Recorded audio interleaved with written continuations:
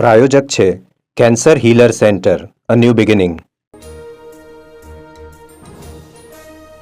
રાજ્યમાં ભૂક્કા બોલાવશે ગરમી. આગામી 6 દિવસ હીટવેવની આગાહી. ગરમીનો પારો 43 ડિગ્રીને જશે પાર.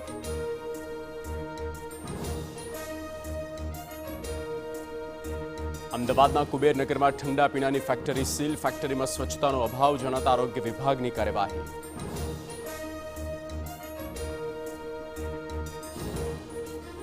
ડીસા બ્લાસ્ટ કેસમાં એસઆઈટીએ શરૂ કરી તપાસ. આરોપી દીપક સિંધીના રાજકીય ઘરોબાનો ખુલાસો. વધુ 3 આરોપીઓ પકડાયા.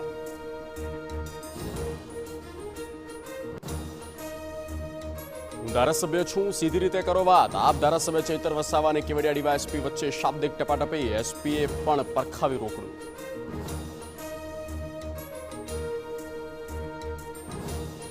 દ્વારકાધીશ પર વિવાદિત ટિપ્પણી વચ્ચે શંકરાચાર્ય સદાનંદ સરસ્વતીનું નિવેદન. કહ્યું, સનાતન ધર્મમાં છેદ પાડનારાઓને ઓળખો, અમને ન છંછેડશો.